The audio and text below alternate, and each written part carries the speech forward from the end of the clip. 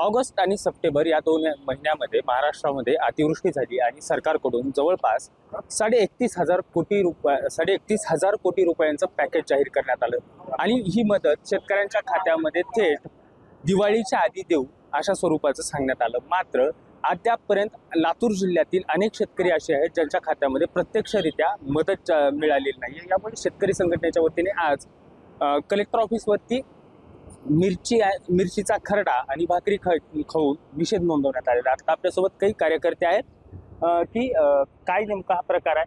काय बाबा, आज भाकर भाजी घेऊन आला? शेतकऱ्याला देतो म्हणून सरकारनं आश्वासन दिलं, अजून काही खात्यावर पैसे पडले नाही त्याचे. कोणचं गाव आहे तुमचं? जोडजावळा. जोडजवळ. हो. मग कलेक्टर असं सांगतायत की जवळपास 80% शेतकरी झालेत. तुमच्या खात्यावर आलीच नाहीत का? नाही नाही. काय कशाचा ऑगस्ट नाही ना, फिगस्ट नाही, काहीच नाही. नुसतं कोरडं आश्वासन आहे. आज काय केलं? काय केलं आज? इथे येऊन ऑफिसला बसावं लागलं, घरी काहीच नाही म्हणून.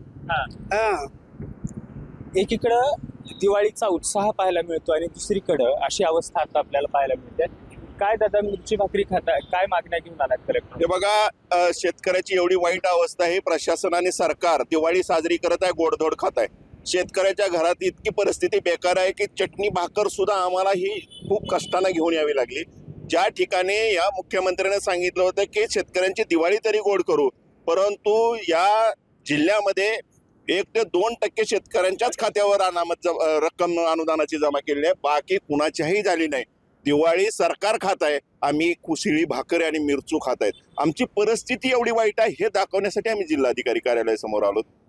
काय मागण्या केल्यात? आज तुम्ही एक निवेदनही देण्यात आलेलं आहे. तर आणि एकीकडे प्रशासन असं सांगतंय की 244 कोटी रुपयांचा निधी ऑगस्ट महिन्यामध्ये आपल्याला मंजूर झाला होता, त्यापैकी 168 कोटी रुपयांचा निधीचं वाटप झालं. 264 कोटी 44 कोटी रुपये निधी ऑगस्ट पर्यंतच्या नुकसानीचा जो दाखल केलेला आहे, त्याचं जर हेक्टरी नुकसानीचं क्षेत्र जर काढलं तर फक्त 85 रुपये हेक्टरला येते. आत्ताची डिक्लेअर केलेली 8,500ची जी काही म्हणजे हवेतली निधी आहे ती सुद्धा 185 रुपये हेक्टर गुंठ्याला येत आहे. म्हणून या सरकारचं फसवणुकीचं धोरण आता शेतकऱ्यांनी ओळखलेलं आहे. त्यामुळं शेतकरी आता रस्त्यावर उतरल्याशिवाय राहणार नाही आणि या सरकारला नेपाळ मधल्यासारखा हात दाखवल्याशिवाय शेतकरी राहणार नाही. आता शेतकऱ्याच्या लेकरांनी हातामध्ये रोमणे घेतलेले आहेत. बर दादा, एकीकडं सरकारनं 31,628 कोटी रुपयाचं पॅकेज जाहीर केलं आणि मुख्यमंत्र्यांनी असं सांगितलं की आता आम्ही शेतकऱ्यांची दिवाळी गोड करू. मात्र शेतकऱ्याची दिवाळी गोड होताना दिसते. आज मी गावामध्ये सेतू केंद्रावर मी गेलतो, त्यामध्ये आकडेवारी बघितली. पैसे तर कुणाच्याच खात्यावर आलेले नाहीत. पण समजा एखाद्या शेतकऱ्याचं 1 हेक्टर नुकसान झालं असेल तर त्याला 20 गुंठे 25 गुंठे 30 गुंठे कमी लावण्याचं हे सरकारनं काम केलेलं आहे. दुसरा प्रश्न असा आहे की प्रत्येक वेळेस KYC करा. एवढी परिस्थिती बिकट आहे आणि KYCचं तुम्ही घाट का घालताय? दुसरा प्रश्न असा आहे, आज दिवाळीमध्ये सोयाबीन मार्केटमध्ये चालू आहे. सरकारनं आश्वासन दिलं तर आम्हाला की फेडरेशन चालू करतो म्हणून. आज 3,032 रुपये ते 4,000 रुपये सोयाबीन विकायला लागले. 5,320 रुपये आधारभूत किंमत असताना सोयाबीनचं शेतकऱ्यांचं सोयाबीन माती मोल बाजारभावात विकायला लागले.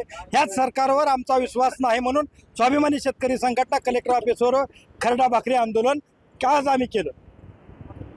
एकीकडं संपूर्ण जग ही दिवाळी उत्साहात साजरी करताना दिसते. मात्र लातूर जिल्ह्यातील शेतकऱ्यांच्या खात्यावर पैसे न पडल्यामुळे या शेतकऱ्यांनी आपल्या हातामध्ये मिरचीचा खरडा आणि भाकरी घेऊन आंदोलन केले की लवकरात लवकर जो घोषित केलेला निधी आहे तो आमच्या अकाउंटवरती टाकावा, अशा मागण्या यावेळी करण्यात येत आहेत.